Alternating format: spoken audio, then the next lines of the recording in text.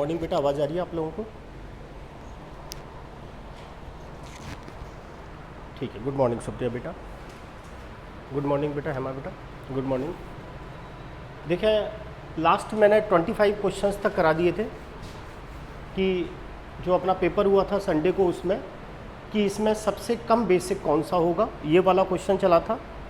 और आपको बता दिया था कि लैंथेनम से लुटीशियम तक जैसे जैसे हम जाते हैं तो लैंथेनाइट कॉन्ट्रैक्शन के कारण जो साइज़ है वो घटती है, इसीलिए जो लुटीशियम हाइड्रोक्साइड्स है वो सबसे कम बेसिक होगा।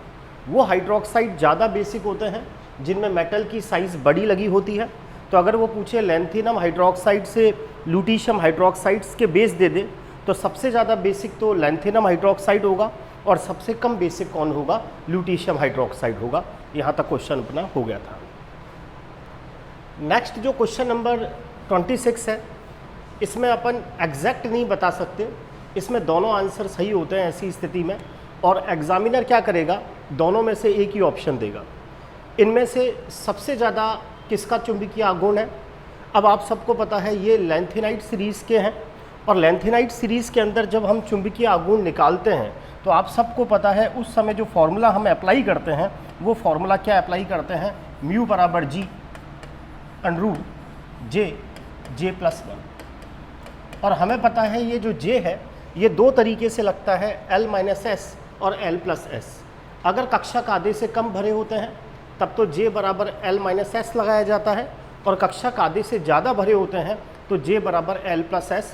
डाइस्प्रोस्मियम +3 और होल्बियम +3, ध्यान रखें दोनों में से जब भी एग्जामिनर देगा तो एक ऑप्शंस देगा, डाइस्प्रोस्मियम +3 और होल्बियम +3 में से दोनों में से एक ऑप्शन देगा। तो इसके अंदर जो चुंबकीय आघूर्ण निकलेगा वो अगर आपने डाइस्प्रोस्मियम +3 किया है तो भी सही है और होल्बियम +3 किया है तो भी सही है। समझ में आई बात? हाँ, आप केवल इसमें अयुग्मित इलेक्ट्रॉन की संख्या के आधार पर नहीं देख सकते, क्योंकि अगर अयुग्मित इलेक्ट्रॉन की संख्या के आधार पर अगर हम देखेंगे तो उस स्थिति में सबसे ज़्यादा चुंबकीय आघूर्ण गैडोलिनियम +3 का आएगा, क्योंकि इसका विन्यास F7 है, F के अंदर 7 अयुग्मित इलेक्ट्रॉन है। तो अगर वो आपसे केवल ऐसा क्वेश्चन पूछे कि चक्रण गति के कारण, कि इलेक्ट्रॉन अपनी अक्ष पर चक्रण गति कर रहा है, उसके कारण सबसे ज़्यादा चुंबकीय आघूर्ण किसमें उत्पन्न होगा, तो उस समय जरूर आप इस फॉर्मूले को लगाएंगे, म्यू बराबर √n, n+2, इकाई क्या होगी? Bore magneton. और यहाँ पर अपन से कुछ नहीं कहा तो हम ये कहेंगे कि जो लैंथेनाइट सीरीज़ है उसके अंदर चुंबकीय आघूर्ण डाइस्प्रोस्मियम +3 और होल्बियम +3 का क्या होता है? उच्चतम होता है। ध्यान रखें, कभी भी एग्जामिनर दोनों ऑप्शंस नहीं देगा, इनमें से एक ही ऑप्शन देगा। नेक्स्ट क्वेश्चन, अगला क्वेश्चन आपसे पूछा गया इटर्बियम। इटर्बियम का इलेक्ट्रॉनिक विन्यास आपको बताना है।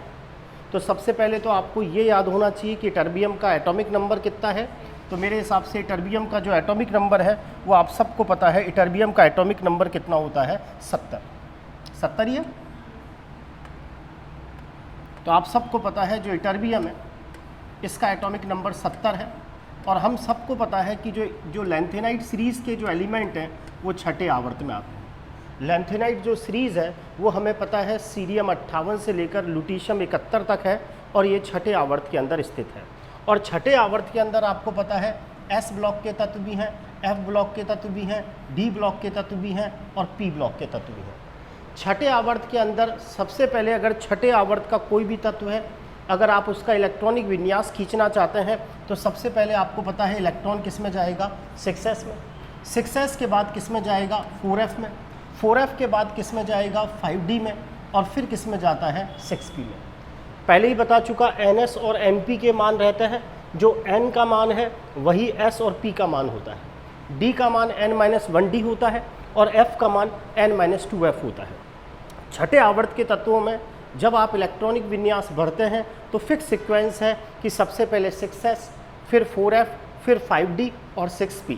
लेकिन मैंने आपसे कहा लैंथेनाइट सीरीज़ में 3 एलिमेंट ऐसे हैं जो एक्सेप्शन है, शिलूजीडी, सीरियम, लुटीशियम, गैडोलिनियम, जिनमें 6s2 के बाद पहले एक इलेक्ट्रॉन 5d1 में जाता है और फिर इलेक्ट्रॉन किस में जाता है? 4f में जाता है।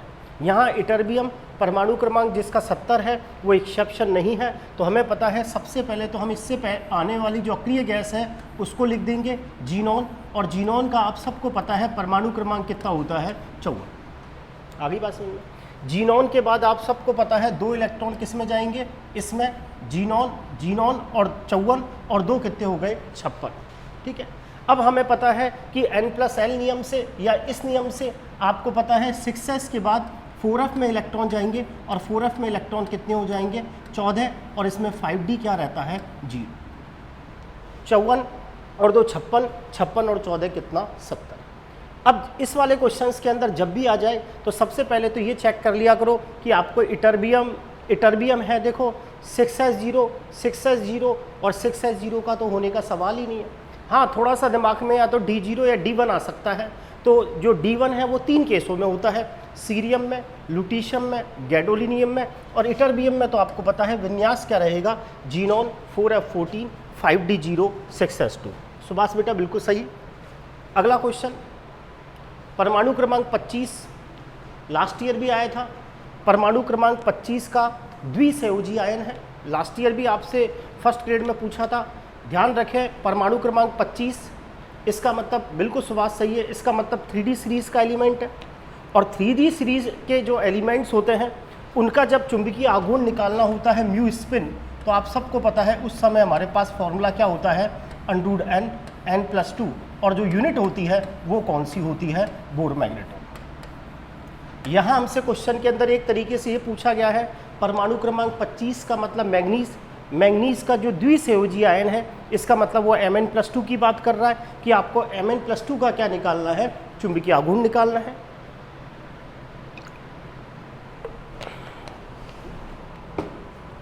अब सबको पता होता है Mn, परमाणु क्रमांक 25, आप सबको पता है सबसे पहले कौन सी अक्रिय गैस लिख देंगे, आर्गन। 21 से 30 वाला कोई भी एलिमेंट आ जाए सबसे पहले आर्गन। आर्गन के बाद आप सबको पता है इलेक्ट्रॉन किस में जाते हैं, 4s2 और फिर 3d5। यहाँ हमें दिख रहा है Mn+2 है तो 2 इलेक्ट्रॉन जाएंगे 4s में से, और आप सबको पता है जो डी उपकोष है वो 5d कक्षकों से मिलकर बना हुआ है, और हुंड के नियम के अनुसार पहले तो सभी कक्षकों में एक एक इलेक्ट्रॉन भरे जाएंगे और उसके बाद इलेक्ट्रॉन का क्या चालू होगा, युग्मन चालू होगा। इसका मतलब Mn+2 के अंदर अयुग्मित इलेक्ट्रॉन की संख्या 5 है, तो आप यहाँ 5 लगाओगे, 7 पंजे 35, और √35 का अगर रूट लोगे तो 5.92 बोर मैग्नेटॉन आएगा। जब अयुग्मित इलेक्ट्रॉन की संख्या 5 होती है तो आंसर 5 से ज़्यादा आता है, तो इस स्थिति में आंसर क्या आएगा, 5.92 बोर मैग्नेटॉन। नेक्स्ट क्वेश्चन, मैं आपको पहले ही बता चुका कि जो डी ब्लॉक के धातु आयंस होते हैं उनके कारण चुंबकीय आघूर्ण उत्पन्न होता है, तो वो केवल इलेक्ट्रॉन की चक्रण गति के कारण उत्पन्न होता है। और एफ ब्लॉक के अंदर जो इलेक्ट्रॉन्स हैं उनके अंदर कक्षीय गति भी होती है और साथ में क्या होती है, चक्रण गति भी होती है। तो उसके अंदर कक्षण, जो इलेक्ट्रॉन कक्षीय गति कर रहा है उसके कारण चुंबकीय क्षेत्र को भी इंक्लूड करना पड़ता है, और चक्रण गति जो करता है उसके कारण जो चुंबकीय क्षेत्र उत्पन्न होता है उसको भी इंक्लूड करना पड़ता है। आप सबको पता है एफ ब्लॉक के जो धातु आयंस होते हैं उनके अंदर जो चुंबकीय आघूर्ण निकालने का जो फॉर्मूला होता है म्यू बराबर होता है G√J+1। ये क्वेश्चन 2 बार आ गया। पिछली बार तो ये क्वेश्चन आया था अगर कक्षक आधे से कम भरे हैं तो J का फॉर्मूला क्या होगा, और इस बार ये क्वेश्चन आया कि यदि कक्षक आधे से ज़्यादा भरे हुए हैं तो J का क्या फॉर्मूला होगा। ये क्वेश्चन 2 बार आया, एक बार तो J बराबर L-S पूछा गया और एक बराबर J बराबर L+S पूछा गया। 2015 में L-S और जो अभी पिछली बार 18 में हुई थी वो L+S। लेंथेनाइड में चक्रण गति भी होती है और कक्षीय गति भी होती है। तो चक्रण गति के कारण उत्पन्न चुंबकीय क्षेत्र और कक्षीय गति के कारण उत्पन्न चुंबकीय क्षेत्र, यानी दोनों का चुंबकीय क्षेत्र का योगदान होता है। और इसके अंदर जब हम चुंबकीय आघूर्ण निकालते हैं तो एक नई क्वांटम संख्या यूज़ की जाती है जिसे क्या बोलते हैं, J। और यदि कक्षक आधे से कम भरे होते तब तो हमें पता है फॉर्मूला J बराबर L-S होता, या यहाँ कक्षक आधे से ज़्यादा भरे हुए हैं इसीलिए हम J बराबर क्या लगाएंगे, L+S लगाएंगे। अगला क्वेश्चन, सीरियम नाइट्रेट में सीरियम की ऑक्सीकरण अवस्था पूछी है। सबने सुना है सेरिक अमोनियम नाइट्रेट, ये होता है सेरिक अमोनियम नाइट्रेट। ये चीज, इस चीज को बोला जाता है ceric ammonium nitrate. Ceric ammonium nitrate, ठीक है। अब इसके अंदर अगर हम अमोनियम वाले पार्ट को हटा दें तो रिमेनिंग पार्ट बचेगा सेरिक नाइट्रेट,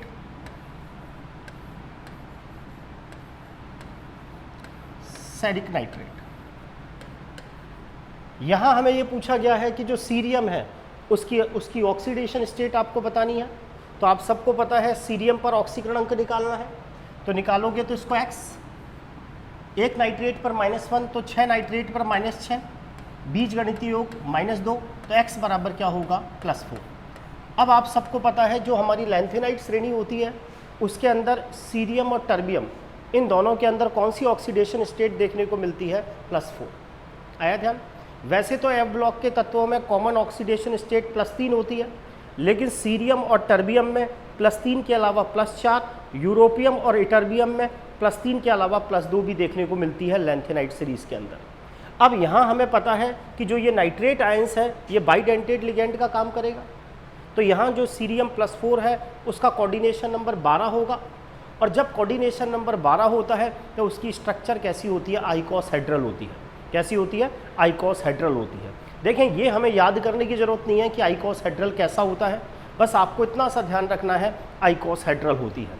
तो सीरियम नाइट्रेट, यहाँ नाइट्रेट बाइडेंटेड लिगेंड का काम करता है।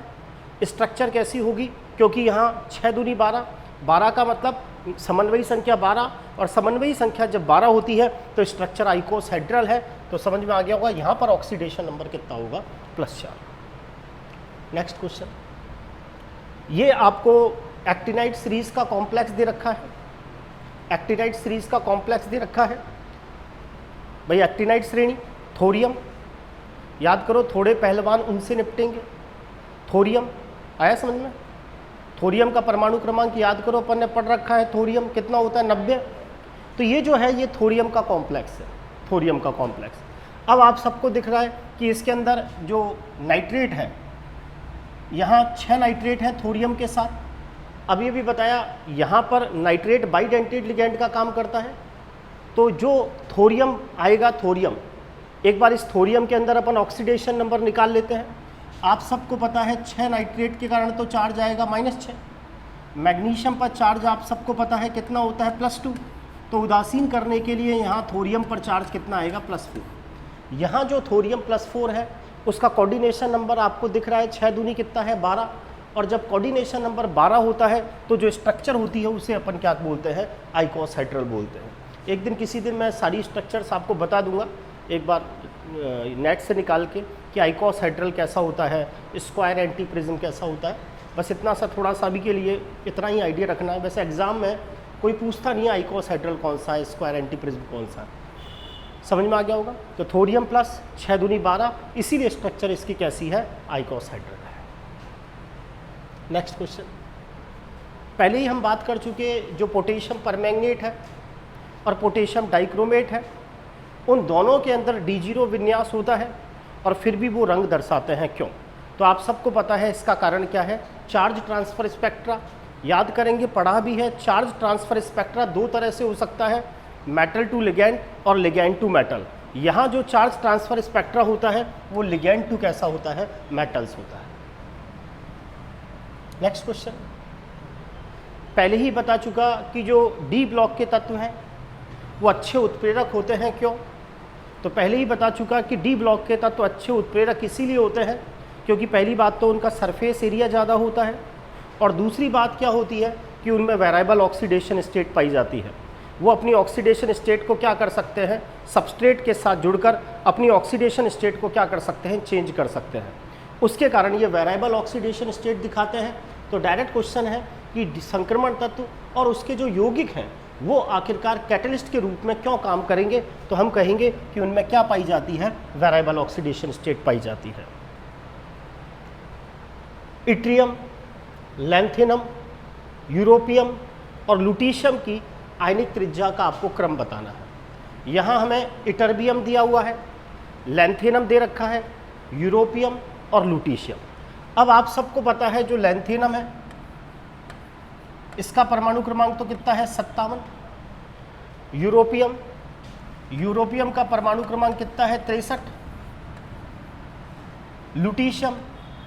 लुटीशियम का परमाणु क्रमांक कितना है 70, ठीक है, यही तो है 70 या 71, 71 सॉरी 71। इटर्बियम का है 70, 71। ये आपको दे रखा है इट्रियम।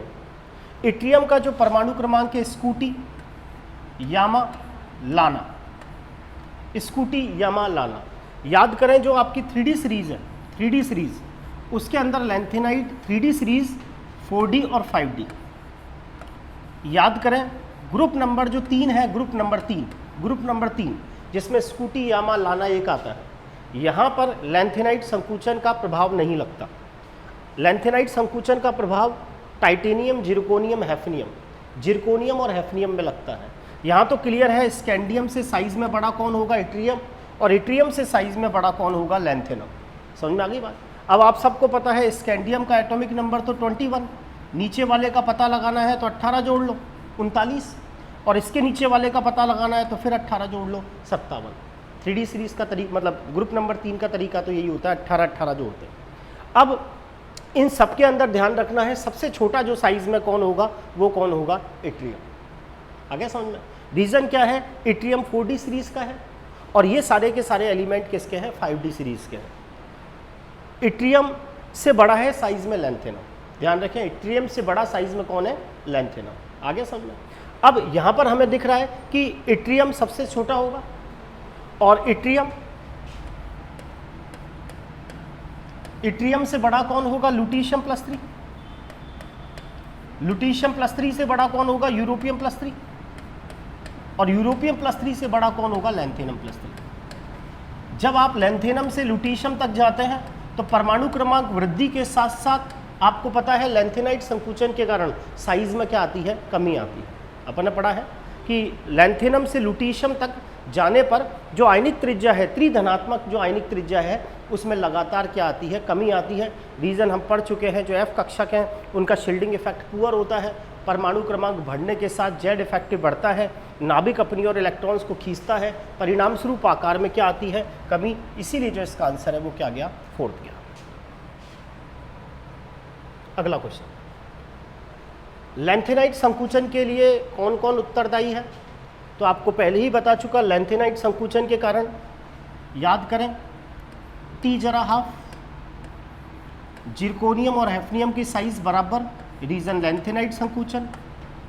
वो नवाब था नायोबियम और टेंटेलम की साइज बराबर लैंथेनाइड संकुचन के कारण, कॉमा में वो मॉलिब्डेनम और वोल्फ्रेम की साइज बराबर, पहले ही बता चुका कौन से संकुचन के कारण लैंथेनाइड संकुचन के कारण। तो पूछा लैंथेनाइड संकुचन के कारण लैंथेनाइड संकुचन किसके लिए उत्तरदायी है। तो आप सबको पता है जिरकोनियम और हैफनियम की जो साइज होती है जो लगभग बराबर होती है उसके लिए कौन सा संकुचन उत्तरदायी होता है लैंथेनाइड संकुचन उत्तरदायी होता है। अगला क्वेश्चन, यहाँ ये पूछना चाह रहा है कि जो लैंथेनाइड और एक्टिनाइड्स हैं उनमें जो लैंथेनाइड श्रेणी के जो एलिमेंट हैं वो तो +4 ऑक्सीडेशन स्टेट ही दिखाते हैं भाई, कॉमनली तो +3, सीरियम और टर्बियम +4, यूरोपियम और इटर्बियम +2। लेकिन जो एक्टिनाइड सीरीज के जो एलिमेंट्स हैं उनके अंदर ऑक्सीडेशन स्टेट +7 तक देखने को मिलती है। लैंथेनाइड में तो 4 पे ही ख़त्म हो जाती है, लेकिन एक्टिनाइड में कहाँ पर ख़त्म होती है 7 पर। क्यों? तो उसका रीज़न आप सबको पता है। इसका रीज़न्स क्या है, जैसे लैंथेनाइड के अंदर तो 4F और 5D है और जो एक्टिनाइड है उसके अंदर 5F और 6D है। हमें पता है शुरू के अंदर तो ये जो एनर्जी डिफरेंस होता है ज़्यादा होता है, धीरे धीरे करके ये एनर्जी डिफरेंस क्या होने लग जाता है कम होने लग जाता है। तो आप ये कहोगे कि 4F और 5D के बीच में तो एनर्जी डिफरेंस थोड़ा ज़्यादा होता है, लेकिन 5F और 6D जो है 5F और जो 6D है इसके बीच में एनर्जी डिफरेंस इसकी तुलना में कम होता है। तो 6D के इलेक्ट्रॉन भी पार्टिसिपेट करते हैं बॉन्डिंग में और साथ ही साथ कौन करता है 5F भी करने लग जाता है। तो इसने पूछा लैंथेनाइड की अपेक्षा एक्टिनाइड जो है उनके अंदर ऑक्सीडेशन स्टेट ज़्यादा संख्या में क्यों दिखाई देती है। पहला ऑप्शन है एक्टिनाइड की अधिक क्रियाशीलता, नहीं। सही आंसर क्या है 5F और 5D ऑर्बिटल के बीच की अपेक्षा 5F और 6D ऑर्बिटल के बीच अधिक ऊर्जा अंतर होना, नहीं। 4F और 5D ऑर्बिटल के बीच की अपेक्षा 5F और 6D के बीच में जो एनर्जी डिफरेंस होता है वो कैसा होता है, कम। तो परिणाम स्वरूप क्या होता है, 6D के इलेक्ट्रॉन भी बॉन्डिंग में पार्टिसिपेटिंग करते हैं और साथ में और कौन करने लग जाता है, 5F। अगर मान लो एनर्जी डिफरेंस ज़्यादा होता तब तो 6D के ही पार्टिसिपेट करते हैं। अब एनर्जी डिफरेंस कम होने के कारण 6D के साथ 5F के इलेक्ट्रॉन भी बॉन्डिंग में क्या करेंगे, पार्टिसिपेट करेंगे। नेक्स्ट क्वेश्चन, आपको कैटलिस्ट और उनकी सूची दी है। हमें कई बार आरपीएससी इस क्वेश्चन को पूछ चुकी। याद करें, विल्किंसन उत्प्रेरक, पहला जो कैटलिस्ट है वो विल्किंसन उत्प्रेरक है। विल्किंसन उत्प्रेरक में याद करें ये ट्राइफेनिल, ये फास्फीन, ये 3 है। तो ट्रिस ट्राइफेनिल फास्फीन, साथ में एक और लिगेंड होता है क्लोरो। याद करें यहाँ मेटल रोडी से याद किया था, रोडियम फर्स्ट, तो नाम बना था ट्रिस, मतलब नाम बना था जब हमने पढ़ा था chloro tris triphenyl phosphine rhodium first, जिसे हमने विल्किंसन कैटलिस्ट कहा था और कहा था वो एल्कीन के हाइड्रोजनीकरण में काम आता है। दूसरा जो कैटलिस्ट है वो जिगलर नाटा कैटलिस्ट है। Ziegler Natta catalyst triethyl aluminium plus TiCl4 है जो एल्कीन के बहुलीकरण में काम आता है। चौथा कैटलिस्ट आप सबको पता है निकिल जो है वो हाइड्रोजनेशन में काम आता है। तीसरा ऑप्शन सही नहीं है, वेनेडियम पेंटाऑक्साइड, हमने पढ़ा था ये कांटेक्ट प्रोसेस में काम आता है, ये सल्फ्यूरिक अम्ल के निर्माण के अंदर काम आता है। सल्फ्यूरिक अम्ल का जो निर्माण है उसकी विधि को हम संपर्क विधि कहते हैं और उसके अंदर कैटलिस्ट कौन सा काम आता है, V2O5। नेक्स्ट क्वेश्चन, निम्न ऑक्सीकरण अवस्थाओं में से वो कौन सी ऑक्सीडेशन स्टेट है जो लैंथेनाइड में सबसे ज़्यादा पाई जाती है। यानी जनरली वो लैंथेनाइड की कॉमन ऑक्सीडेशन स्टेट पूछना चाह रहा है। तो आप सबको पता है लैंथेनाइड की जो कॉमन ऑक्सीडेशन स्टेट होती है वो कौन सी होती है, +3। और लैंथेनाइड में कॉमन ऑक्सीडेशन +3 होने के कारण ही इनको ग्रुप नंबर 3 में या 3rd B में रखा जाता है। और हम पहले ही पढ़ चुके कि इनकी जो +3 ऑक्सीडेशन स्टेट है वो स्टेबल होती है। उसका रीज़न +3 ऑक्सीडेशन जो स्टेट है उसकी लैटिस एनर्जी ज़्यादा होती है, उसकी जल योजन ऊर्जा ज़्यादा होती है। यही कारण है कि इनके अंदर +3 जो ऑक्सीडेशन स्टेट होती है वो स्टेबल होती है। अगला क्वेश्चन, वापस वही क्वेश्चन आ गया कि इनमें से आपको बताना है वो कौन से आयंस हैं जिनका आकार लगभग आपस में समान होता है। पहला ऑप्शन जिंक और हैफनियम का तो कोई तालमेल ही नहीं है। जिंक तो आपको पता है 3D सीरीज़ का है और हैफनियम आपको पता है 5D सीरीज़ का है। आयरन और निकिल, जिरकोनियम और टाइटेनियम का कोई लेना देना नहीं है। टाइटेनियम 3D का, जिरकोनियम 5D का।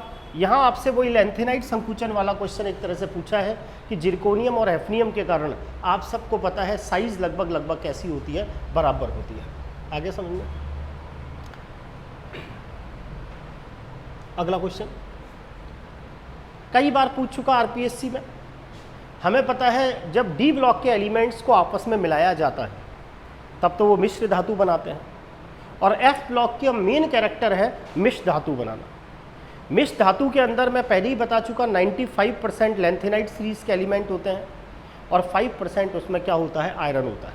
तो इसका मतलब हमें पता है मिश्र धातु निम्न में से किसकी मिश्र धातु है। तो आप इसके अंदर क्या कहेंगे, कॉपर का तो मतलब ही नहीं है, कॉपर कार्बन का मतलब ही नहीं है, लैंथेनम प्लस सीरियम का मतलब नहीं है। आंसर क्या जाएगा, cerium plus iron. Cerium plus iron क्यों, क्योंकि लैंथेनाइड सीरीज़ के अंदर भी सबसे ज़्यादा आपको पता है उसके अंदर क्या होता है, सीरियम। सीरियम सबसे ज़्यादा लिया जाता है 40% तक। आयरन कितना परसेंट होता है, 5%। याद करें मिश्र धातु, ये एफ ब्लॉक की मेन प्रॉपर्टी है मिश्र धातु। याद करें मैंने बताया था इसमें 95% तक तो क्या होती है, लैंथेनाइड सीरीज़ की मेटल, और 5% इसके अंदर क्या होता है, आयरन। और लैंथेनाइड सीरीज़ के अंदर भी याद करें इसके अंदर 40 to 50% तक क्या मिलता है, सीरियम मिलता है। अगली बात समझो। नेक्स्ट क्वेश्चन, डाइस्प्रोस्मियम +3 आयन कलर्ड दिखाते हैं क्यों। अगर आपसे पूछे डी ब्लॉक के धातु आयन रंग दिखाते हैं तब तो आंसर कहेंगे DD संक्रमण के कारण, और वो पूछे एफ ब्लॉक के आयन रंग दिखाते हैं क्यों, तो आप सबको पता है इसका कारण क्या होता है, FF ट्रांजैक्शन के कारण। सीरियम 4 एसिटिल एसीटोन, ये एसिटिल और ये एसीटोन, ये तो acetyl CH3CO, CH2CO CH3 acetone. ये एसिटिल एसीटोन है, और जो एसिटिल एसीटोन होता है वो यहाँ बाइडेंटेड लिगेंड का काम करता है। समझ में आ गई बात? तो कोऑर्डिनेशन नंबर सीरियम 4+4 का कितना होगा? 8।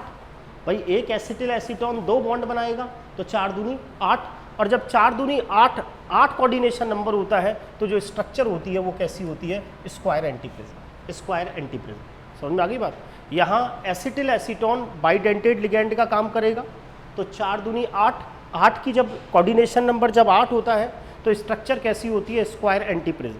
देखिए एंटीप्रिज्म का मतलब होता है जैसा एंटी है, जैसे एक प्रिज्म ये रहा और एक प्रिज्म ये रहा, ये दोनों तो एक ही साइज एक ही जगह है ना, लेकिन अगर एक ऐसा हो और एक इसके अपोजिट हो तो उसको बोलता है एंटी प्रिज्म। क्या बोलता है? Anti prism, anti. अब यहाँ square anti prism, square anti prism, ये तो बात हो गई ट्राइंगल की, त्रिभुज वाले एंटी प्रिज्म। अगर स्क्वायर की बात हो तो एक स्क्वायर ऐसा और दूसरा स्क्वायर इस तरीके से होगा, यूँ, वो चीज़ क्या कहलाएगी? Square anti prism. यानी दोनों स्क्वायर एक जैसे नहीं होंगे। अगर स्क्वायर एक जैसे नहीं होंगे, दोनों यूँ और यूँ एक जैसे नहीं होंगे, बल्कि एक थोड़ा सा इस तरह से होगा और एक थोड़ा इस तरह से होगा, वो चीज़ कहलाती है स्क्वायर एंटी प्रिज्म। आगे बात समझना? 2 स्क्वायर बनाने हैं, वो एंटी फॉर्म में है, एंटी फॉर्म में। तो सीधी सी बात, जिनका कोऑर्डिनेशन नंबर 8 होता है उनकी जो शेप होती है वो कैसी होती है? Square anti prism. ये आपका यूरेनियम का एक कॉम्प्लेक्स दिया हुआ है, एक्टिनाइड सीरीज का कॉम्प्लेक्स दे रखा है, इसके साथ नाइट्रेट जुड़े हुए हैं, ऑक्सो जुड़े हुए हैं, चार्ज माइनस है। पहले तो कोऑर्डिनेशन नंबर हमसे पूछा है, तो नाइट्रेट यहाँ बाइडेंटेड लिगेंड का काम करेगा, 3 दूनी 6, और जो ये ऑक्सो हैं यहाँ मोनोडेंटेड लिगेंड का काम करता है। तो 3 दूनी 6 और 6 और 2 8। तो यहाँ जो यूरेनियम है उसकी जो कोऑर्डिनेशन नंबर आएगा वो 8 आएगा, और जब 8 आता है कोऑर्डिनेशन नंबर तो आप सबको ध्यान होगा जो शेप होती है वो इस तरीके से होती है, इसकी याद करो, आगे होगा ध्यान, आया ध्यान? नेक्स्ट, सबसे शक्तिशाली धात्विक बंध किसके अंदर उपस्थित होगा? तो आप सबको पता है कि अयुग्मित इलेक्ट्रॉन की संख्या अगर बढ़ेगी तो सीधी सी बात है मेटालिक बॉन्ड बढ़ेगा, और सबसे ज़्यादा अयुग्मित इलेक्ट्रॉन की संख्या आप सबको पता है किस में होती है? क्रोमियम में। मैंगनीज में भी होती है, लेकिन मैंगनीज में 3d5 विन्यास होने के कारण अर्धपूरित स्थायी विन्यास आ जाता है, इसके कारण उसमें मेटालिक बॉन्ड थोड़ा कमज़ोर हो जाता है। और सबसे ज़्यादा जो स्ट्रॉन्ग मेटालिक बॉन्ड होगा वो किसके अंदर देखने को मिलेगा? क्रोमियम, क्योंकि अब मेटालिक बॉन्ड अयुग्मित इलेक्ट्रॉन की संख्या के ऊपर निर्भर करता है।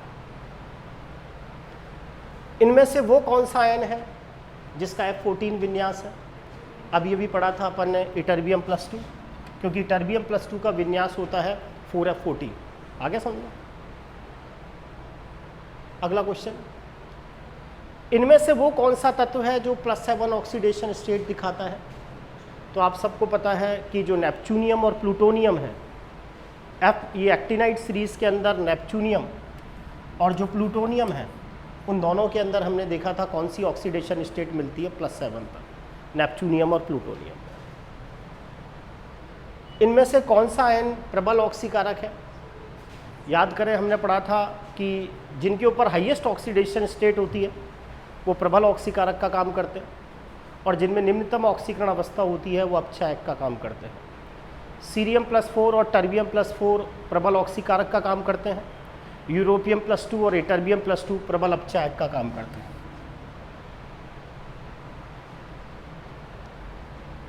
कार्बनिक विलायक में हमने पढ़ा था कि जिसे अपन शिफ्ट रिएजेंट के रूप में NMR स्पेक्ट्रोस्कोपी में काम में लेते हैं, तो हमने पढ़ा था कि 2 कंपाउंड आपको याद रखने हैं, यूपी से बताया था, यूरोपियम+3 और साथ में किसके? प्रेसिमोडीमियम+3। हमने बात की थी कि जो यूरोपियम+3 और प्रेसिमोडीमियम+3 के जो बीटा डाई कीटोन कॉम्प्लेक्स होते हैं उनको NMR स्पेक्ट्रोस्कोपी में किस रिएजेंट के रूप में काम में लेते हैं? शिफ्ट रिएजेंट के रूप में काम में लेते हैं। डायरेक्ट फर्स्ट ग्रेड में पूछा भी गया था, तो ये चीज़ें अपन को डायरेक्ट याद ही रखनी पड़ती है कि किसके जो NMR स्पेक्ट्रोस्कोपी में शिफ्ट रिएजेंट के रूप में किसके कॉम्प्लेक्स काम आते हैं। ClO-, ClO2, ClO3- और ClO4-। मुझे सभी में क्लोरीन परमाणु पर संकरण बताना है। तो अब आप सबको HOCl की स्ट्रक्चर तो पता ही होती है। अगर इसमें से एक H+ चला गया तो ये वाली स्थिति बन गई O- और Cl। आगे समझ में भाई भाई क्लोरीन के पास 7 इलेक्ट्रॉन है, 2 4 6 7, एक बॉन्ड बन गया। अब हमें पता है कि क्लोरीन पर पूछ रहा है, एक सिग्मा बंद, 3 जोड़ी क्या लॉन पेयर, 3 और 1 कितना आया 4 का मतलब इस पर संकरण कौन सा निकलेगा sp3। अगर हमारे पास ClO2- है तो कोई खास ज़्यादा चेंज नहीं आता,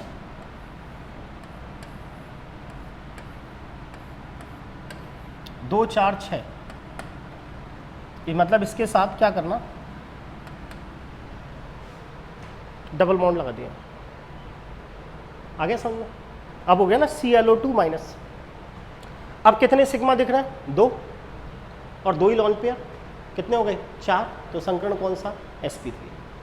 अगर ClO3- है तो एक काम करना, डबल बॉन्ड यहाँ लगा देना,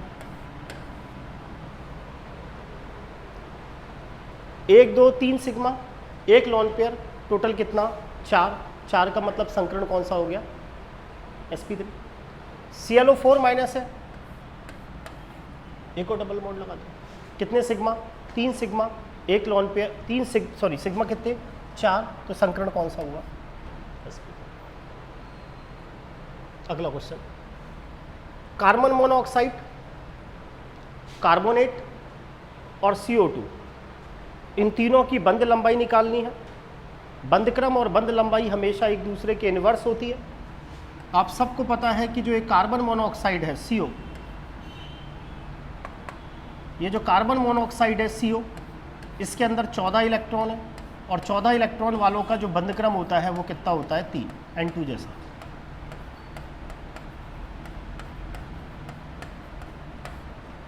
CO2 के अंदर कार्बन और ऑक्सीजन का बंध क्रम जो होता है वो 2 होता है।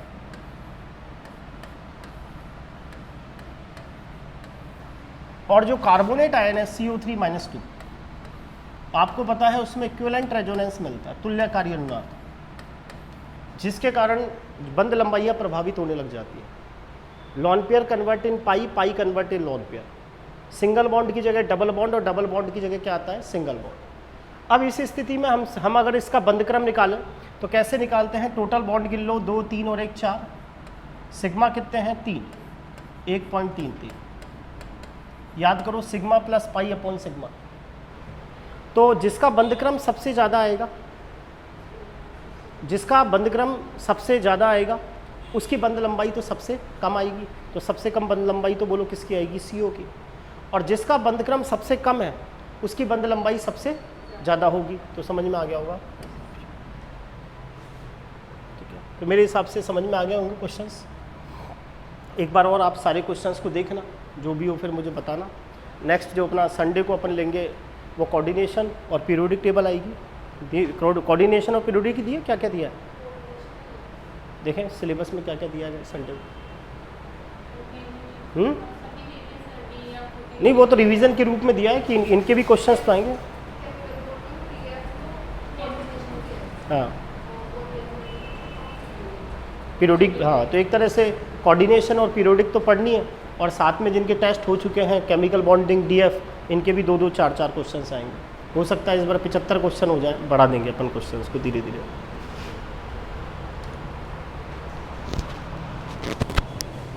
अभी बेटा 5 मिनट बाद लेते क्लास, है ना।